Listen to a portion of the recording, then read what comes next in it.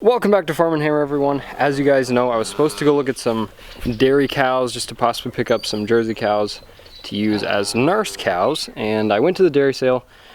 Normally they finish selling baby calves first. That takes 15 minutes or so, and then they move on to steers and young heifers, and then they go to cows. Well, in this sale they had a special deal where they were selling like 150 young dairy heifers, and so they didn't get to cows until like 2.5 hours after the sale started, and by that time I already had to head home to go to work. So I didn't even get to watch the cow sell. I did watch calf sell, and there were a few beef cross calves that did really well, a week old, and they brought over 200 bucks. So I'd say I'm done buying bottle calves for now. These 6 in here, these are all weaned. They've been weaned for 3 days off of milk, and I've been making sure they're getting used to the mixed feed, and they are. And they've basically broken into all the pens in there. They had access to 3 of them, and they broke into the other 2. So they got into the feed sacks and all that. But at this point, it's time to let them out and let them run free in the field with the other ones.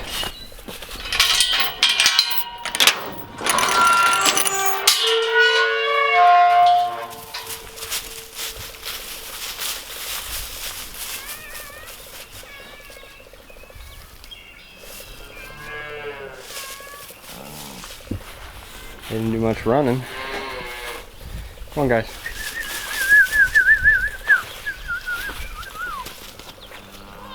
Come on.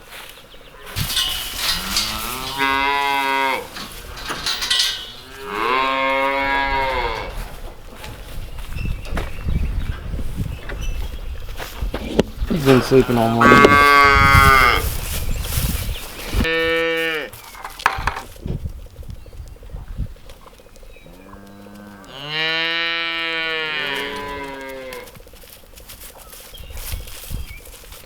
They definitely didn't do much running because they've already been free for the most part. And these guys over here won't leave. So this is the Angus Holstein cross heifer. Those 2 are both the Angus ones, and they grew really well. Honestly, probably my biggest calves so far that I've weaned, even bigger than the older weaned ones. So come on, hey.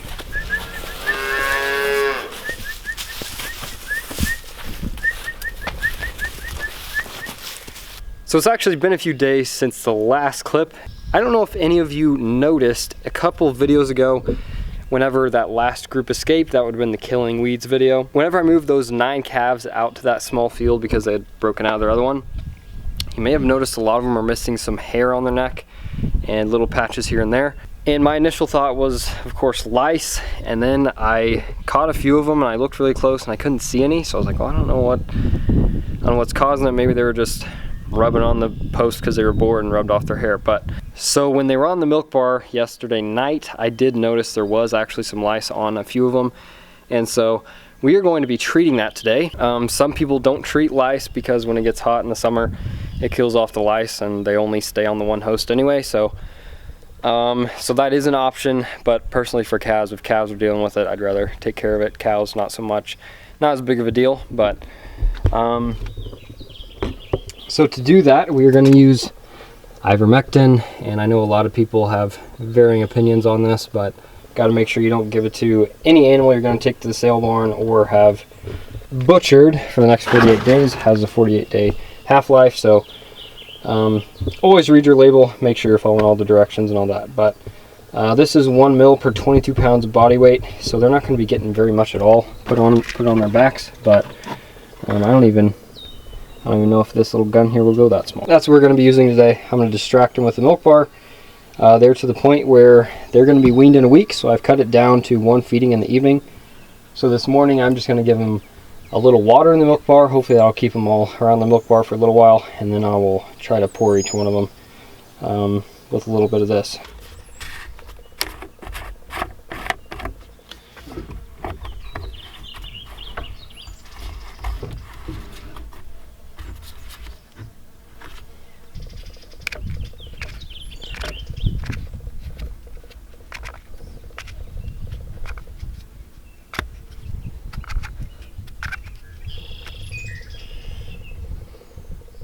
Goes down to 5, so I'll just give him most of the 5.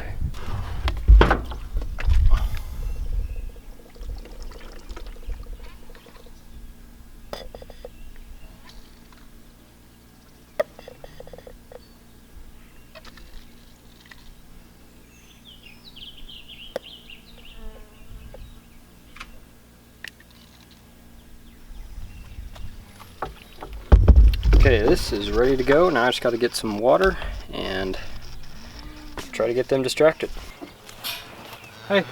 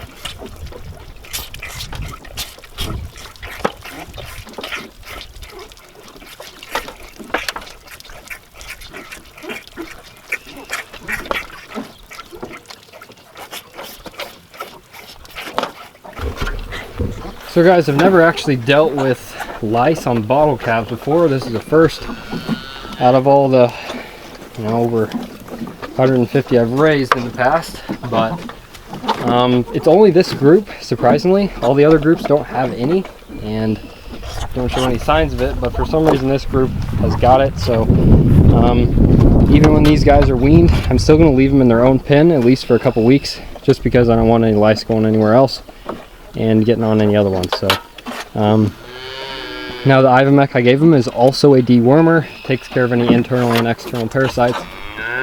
It gets absorbed through the skin, so if they do happen to have worms or ticks or anything like that, it will take care of those as well. But hopefully that will make it a little less miserable. Obviously lice cannot be an enjoyable time, but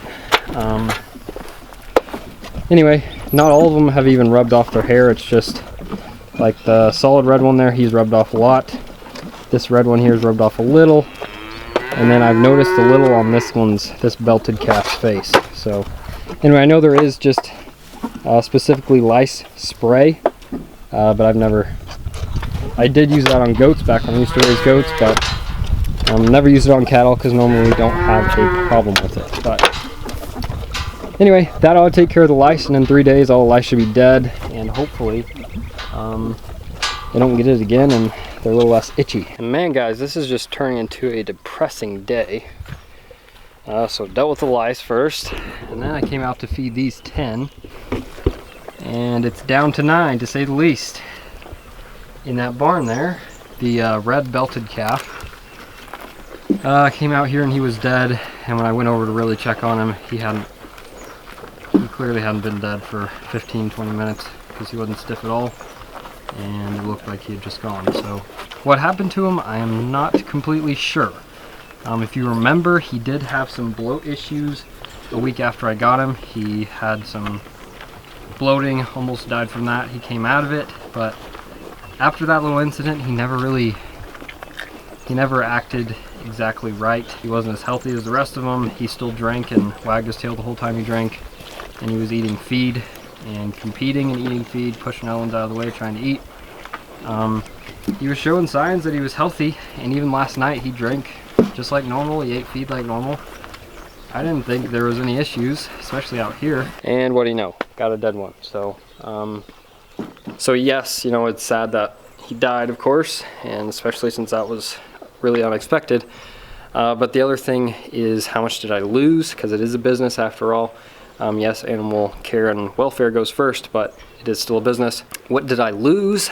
Well, I spent $125 on him, and he isn't weaned yet, so I probably spent $50 in milk replacer, so $175 total, roughly, with feed. It's $200 down the drain, which may be all that I profit off of a healthy calf that I sell in a year. So yeah, definitely not a good deal there. It's never good to lose a calf, but it does eat into your profits. So, but the rest of the calves are healthy. At least I thought those are healthy too, but apparently not. So I am guessing he did die of bloat, because there's no other reason he should have just died like that really all of a sudden. So hopefully none of the other ones deal with it. None of them have had that issue before. So I'm hoping that only happens once. And today we're also going to mix up some more food for these guys.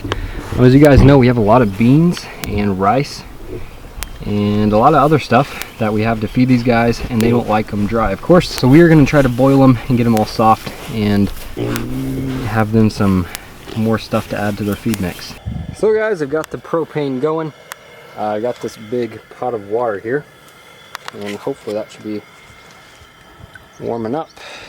Then this is the mix that I've got here. This is actually some red beans, rice, brown rice, and white rice. I don't know if you can tell, but there's also ABC soup mix in here. There's an S right there. Yeah, so a lot of little, got the whole alphabet of stuff we're feeding them here.